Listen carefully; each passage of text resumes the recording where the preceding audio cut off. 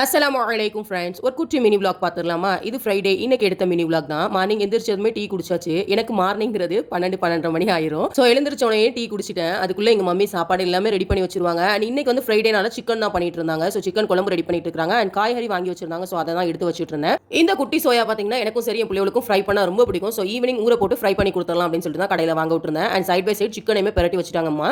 சிக்கனை சீக்கிரமா பிரட்டி வச்சோம் அப்படின்னா பொரிக்கும் போது ரொம்ப சாஃப்டாகவும் அண்ட் கிறிஸ்பியாக வரும். ஸோ அதனால சீக்கிரமாவே பிரட்டி வச்சிடுறது. இன்னைக்கு சிக்கன் குழம்போட கேரட் கூட்டு தான் பண்ணலாம்னு இருக்கோம். ஒரு சிலர் எனக்கு கமெண்ட் பண்ணிருந்தீங்க கேரட் கூட்டு மாசி போட்டு பண்ணிருந்தீங்களா சிஸ்டர், அது எப்படி பண்ணணும்னு சொல்லுங்கன்னு. இன்ஷா அல்லாஹ் நெக்ஸ்ட் வீடியோல நான் எப்படி பண்றதுன்னு அப்லோட் பண்றேன். அண்ட் கேரட்டை இந்த மாதிரி குட்டி குட்டியா கட் பண்ணி எடுத்தாச்சு. கேரட் பண்ணோம் அப்படினால அஃபீல் பேபிக்கு சாப்பாடு கொடுக்கிறது ரொம்ப ஈஸியா இருக்கும். சோத்துல கேரட்டை போட்டு அரைச்சு கொடுத்தோம் அப்படினா சாப்பிடுவாங்க. அண்ட் தேங்காய் பால் ரசமே ரெடி பண்ணியாச்சு. நிறைய பேர் கமெண்ட் பண்ணி கேட்ட ரெசிபி அப்படினா தேங்காய் பால் ரசம் ரெசிபி தான். இன்ஷா அல்லாஹ் நெக்ஸ்ட் வீடியோல கண்டிப்பா நான் அப்லோட் பண்றேன். அண்ட் இப்போ பாத்தீங்கன்னா மணக்க வாசனையோட கறி குழம்பு ரெடி ஆயிருச்சு. சோத்துல இந்த கறி குழம்பு ஊத்தி பிசைஞ்சு சாப்பிட்டோம் அப்படியே இருக்கும். சிக்கன் ஃப்ரைமே ரெடி பண்ணியாச்சு. நெக்ஸ்ட் மினி vlogல பார்க்கலாம். தேங்க்ஸ் ஃபார் வாட்சிங். டடா பை பை.